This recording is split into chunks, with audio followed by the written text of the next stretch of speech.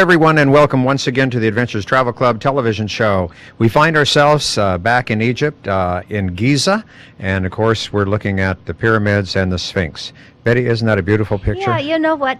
That looks like you just stuck a postcard in front of you and just took a picture of it. But that is the way it is. I And assure you, look at that poor I didn't. guy. I know you Let's didn't. listen to our guide. Napoleon Bonaparte, when he came here in Egypt already in 1798, he shot the Sphinx. He wanted to damage the Sphinx at all, but he not damaged. He just damaged the royal beard and the nose. The weakest part of the statue. He would like to damage some symbolize of Egypt, but he not succeeded already, and thanks God for that. You know, that's interesting, Betty, because he says that Napoleon people did that, knocked the nose off with the cannon. I'd heard other stories of other people that did that.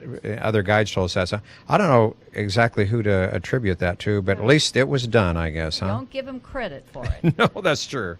A new excavation just a few months ago, when they digging here just to make the stage for the design show by our government, they found this mastaba, or similar like a tomb, but we didn't sure yet because we still make some researches about that. This is made from clay, but similar like any burial chamber, like a tomb, square shape.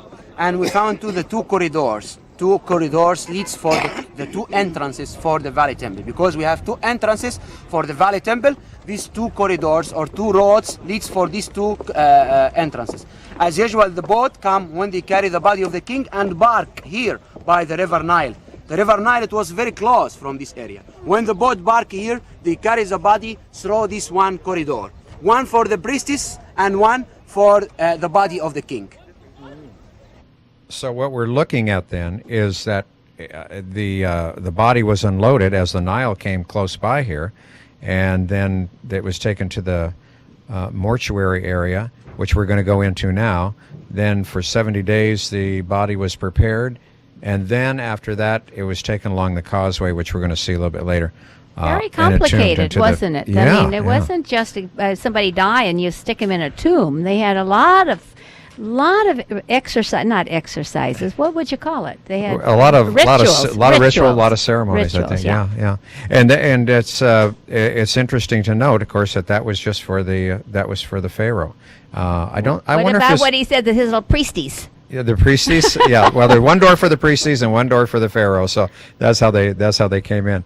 But this is interesting, and a lot of this I thought had been reconstructed. But we're going to see here in just a moment. He's going to show us the cornerstones here, which are really quite interesting, and the only place he says, according to him, in the world that this is the way that they're carved. Well, I would like to show you something never you have seen all over the world. Just you will see here in Egypt and in the Egyptian architecture and Egyptian monuments. What? The cornerstone. Here we have the cornerstone over there. The corner made from one stone here. You can see all over the world you will not find such like that. Just one stone in the corner, not divided for two pieces like that, but just only one cornerstone. This is the only one there is? Yeah, no, we have There's more? a lot of corners have this cornerstone. Carving found like that, we don't know exactly. Yeah. I am not sure I can say the truth. That's found or carving like that to put in the corner like that. All is a casing from granite, from inside is sandstone. The ground is a marble. What I know the tourist. This is the statue which we found here. The statue of King Khafre or Khafra. This is a statue. Now in Egyptian museum, the sitting one with a balcony on the back. This is statue. We found it here, right here. This one important approval that says for us, this temple it was for this King Khafre. This statue made from diorite or diorite. We found it completed here. That's why a lot of tourists from over the world, something for the good hope or the good future, they drop just a little coins for a hope. Here is one entrance and here is a second entrance. Please.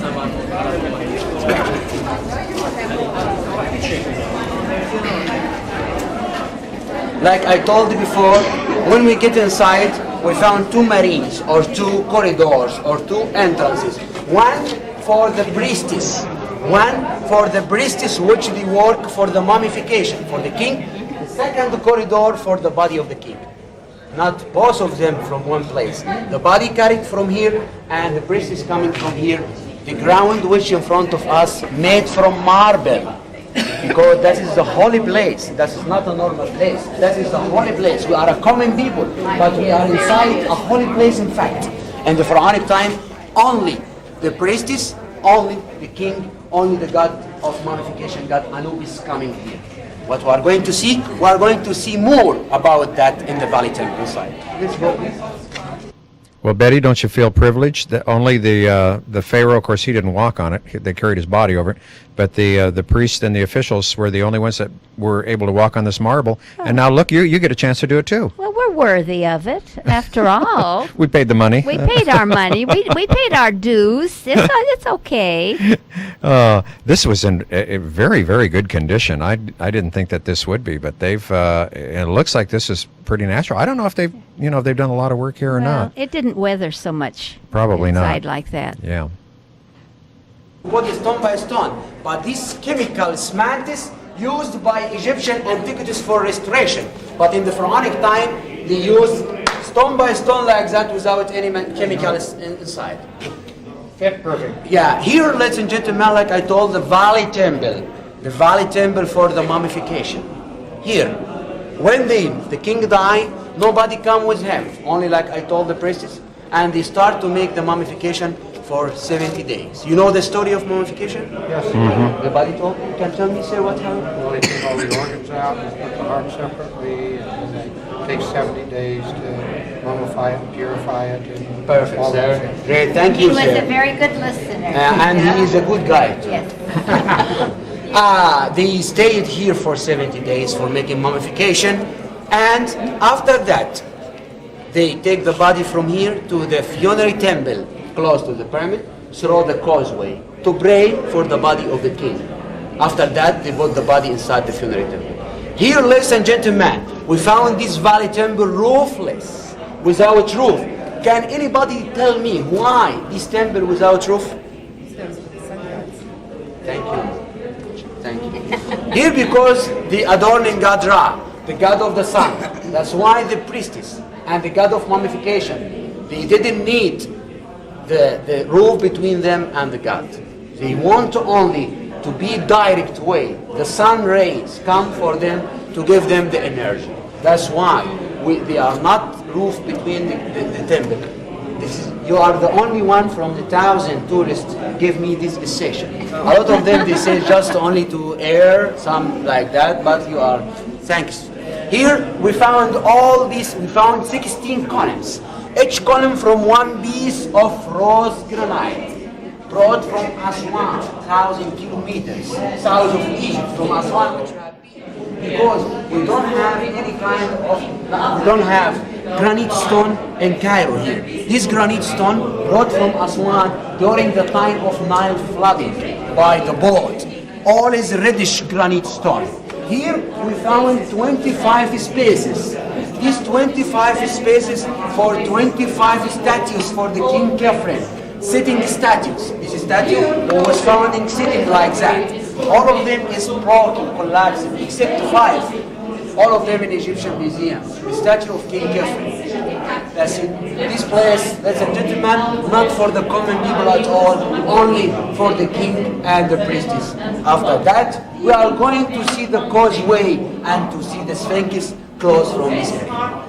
Okay.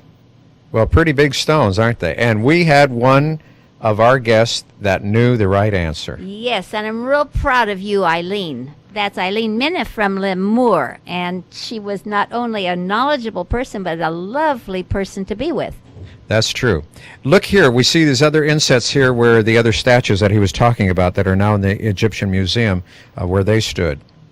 Here again, the cornerstone. Here, gentlemen, the cornerstone. Oh, yeah. One piece of granite stone, the cornerstone. All the corners. Come closer, please. Here is the cornerstone again. Yeah. One piece of corner. Here, the corridor all made from marble. Come this way, please. So look at how here, they've cut that cornerstone at an Zaka angle. Madame. All is the cornerstone.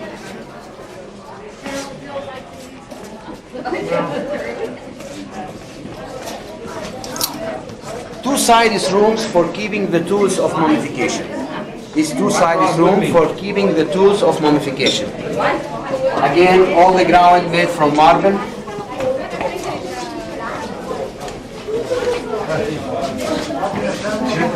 Watch your step here, please. Now, isn't this something, Betty? We're getting a little bit closer to the Sphinx here, and we can take a look at the whole figure right here from the side. You look down a little bit, you even see the tail, swooping back up on the side of the Sphinx. Isn't that something? I just think it's wonderful. I truly, truly do. As many times as I see it, it still thrills me to death. It is wonderful. It is. It's something. It's well, you have to see it live. But restored recent time. Thanks for UNESCO and Egyptian Antiquities cooperate together to work hard for restoration here. The first problem, it was the water under the ground from the village very close from here, village of Naz al-Samman. But this is solved by the Egyptian government with the cooperation of UNESCO to absorb the water of which under the Sphinx here.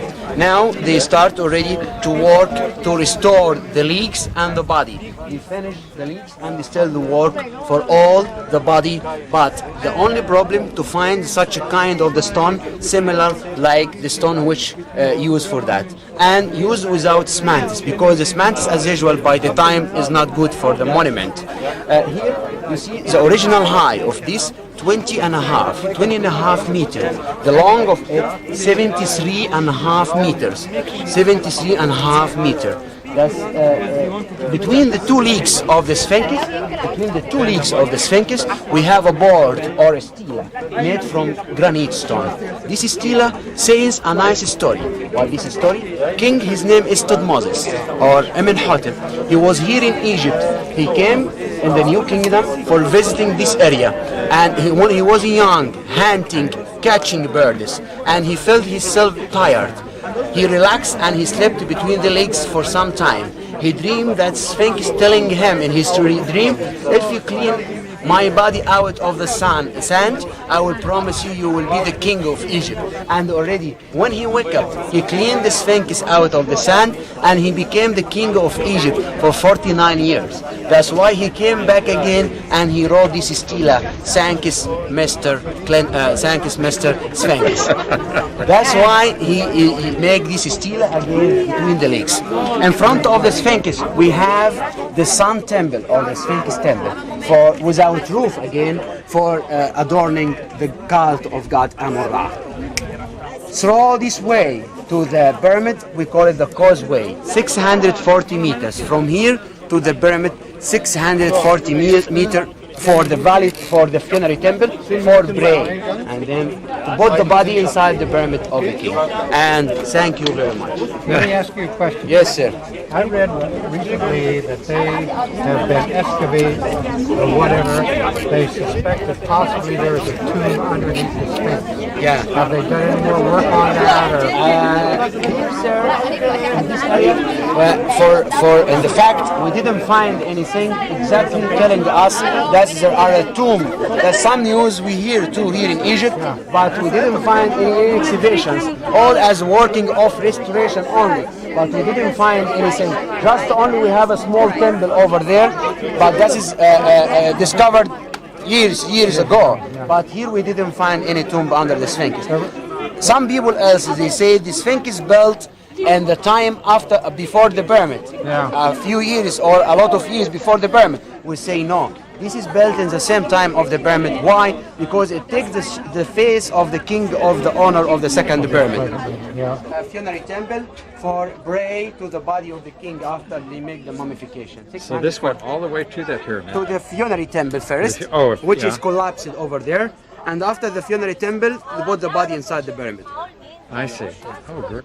Now, this was really a long causeway, but it wasn't very wide, was it, Betty? No, it really wasn't. Marv, I want to take a moment to explain a little bit about the noises that we can't do anything about. People are talking, and we have a sensitive microphone, so we do pick up a lot of outside noises. A lot of tourists and around. A lot of tourists, so it can't be helped. And then in our guides, every place you go, they seem to have a tendency to want to repeat. Thank That, goodness you they know, do. 'Cause So you sometime- can hear it the someti- second time around. Sometimes I miss it the first time Yeah. around, right? But just in case you haven't traveled, this is one of the idiosyncrasies that you find with so many of the guides. Yeah. As if they want to make sure we understand. That's true. Those houses right there that we're looking at, those are the houses that are going to be removed away from the pyramids. As we can see, the city has just literally moved out right next door to the... Government Yeah. influence again. well, I think it's right to the foot of the Sphinx almost. Yeah, And if you look just right out there, you're going to look at the Sahara Desert. It's just, that is at your doorstep also. Can't imagine the Nile being that close to all of this. Well, that's why the Nile changed. Even in that Nile Valley, when we took the boat ride from Luxor on up, it has it changed. It just maybe it would go a few meters one way or the other. And here we get our last look here of the top of the pyramid. This is just really something. Now this is the next morning, and we are still in Giza where we stayed. And this is right outside our hotel. This is about 7 o'clock or a little after 7 o'clock in the morning. And Incredible yeah, traffic. Betty, you'd mentioned that the traffic was pretty heavy here, and it is. You can see it gets going. And the horns, beep, beep, beep, beep, right? Yeah, they just use the horn all the time, whether it's needed or not. If there goes the horn. And the driver was telling us it's not legal to do that, but folks are doing it anyway. Now, at 7 in the morning, a little after 7, you notice we already have smog. And this is a very smoggy city, especially after it heats up a little bit in the daytime. Got up on top of the roof. They had a nice swimming pool up here. And down below, of course, what do you see? The Golden Arches. There's Yeah. McDonald's, We right? had ice cream there. It Uh-huh. was good. And actually, when we got back into Cairo, it was rather warm as we were down in Luxor and down in Aswan. But I went up to go swimming in the swimming pool here on the little roof garden that they had on top of the hotel. And you know what, Betty? I actually got cold up there. Well, then you drank the hot Turkish coffee. How you can do that? Oh my God! It's so ugly. It's so thick. It's No, there's a secret to it. You don't drink it, you chew it. because you put so much sugar in it. You mean, huh? Right. Wow. And this was across the street. This was another building over here, and you can see it's just landscaped so beautifully. And of course, there were armed guards out there, as there are in a lot of the public buildings that you notice I around don't know what Egypt. that building was. Do you? Well, I've forgotten. I did ask him. The sign that you see there, it looks like Yeah, it looks decipher like, it. Well, it looks like the masthead in what you see on the daily newspaper from the Arabic newspaper that comes to the United States. But I don't think that was their building. It may have been an embassy because that's too small for a Has newspaper two flags building. out there too, so it's Yeah, it could- depicting something. right. Probably an embassy. And here we can see also where the old and the new really do exist side by side. You still see people with horse carts, and now this is the main drag, as it were, in Giza. And we follow this road, and it takes us right in across the river, the Nile River, and we go right into the city of Cairo. And again, what we mentioned once before is that the cities are just absolutely together, so you don't know where one begins and the other one ends. Now, these people were already setting up their shop early in the morning, and what we're looking at down here on our right-hand side is a school. It's a little bit too early for the kids to be there yet, but very nice modern school there. There were some very impressive buildings, and then of course we saw a lot of buildings that were very, very old, and some of them looked pretty decrepit as we travel along that road. It's like you see every place you go, you see the opulent and then the poverty. That's true. For our land, about 90% of our land is a yellow desert, except only the Green Valley. The River Nile comes from Victoria Lake and ends by the two branches to the Mediterranean Sea. The River Nile is very important for every Egyptian since the Pharaonic time, since the pharaohs, since all our civilization established by the River Nile on the east bank and the west bank of the River Nile. It was used as a transportation for carrying the stones and carrying the mummy. And this is a true Egyptian traffic jam at this hour of the morning. Richard Leonhardt, when he came to Egypt here, he would like to go for Jerusalem through Egypt, and Salah ad-Din, he came in this time to defend Egypt against him. And Salah ad-Din already, he succeeded for that, and he built the citadel in 11th century. He built the citadel to surround the capital and the government area against the Crusaders. And he succeeded already to defend, and he let Richard Leonhard leave the borders of Egypt back again to England, to the Mediterranean Sea. Oh. This is the Cairo land, or Cairo Disneyland. This is a new place for the carnival. Is built just a few months ago for the people here for the amusement. Surrounding the city of the dead, or the tombs of the people on the right hand side. These walls surrounding the tombs, and which by these tombs some houses for the poor people which live there by these walls.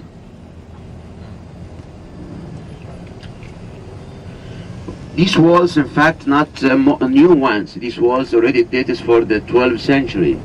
12th century, but it was so higher than that. It was the original height 20 meters high, but already paving the streets that makes these walls short like that. These walls, it was considered as the fortresses for the protection, to protect the capital of Egypt. It called the capital, which it was El Fustat. In front of us, the most and the best and the beautiful mosque already, which we have here in Cairo, the Alabaster Mosque of Muhammad Ali. Muhammad Ali Pasha, which I told you is Albanian soldier, came from Turkey, from Istanbul, in 1805, and he died in 1847. He ruled Egypt for 42 years. He started by Egypt to be as a modern country in his time, but because before his era, Egypt was already in a bad condition in the economy and in the political and the agriculture. But he started by Egypt to be as a modern country in the Middle East. He ruled Egypt by the order of the Sultan from Istanbul in Turkey, and he came here as a king. King Muhammad Ali Pasha. He built this mosque, which is made from alabaster, from inside and from outside, and it has the highest minaret. This minaret looks like the tower, 84 meters, and the dome.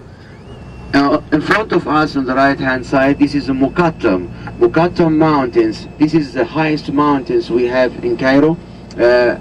These mountains already, which in the Pharaoh's time, they used to take the sandstone and limestone from these mountains to take it to build by it the pyramids of Giza.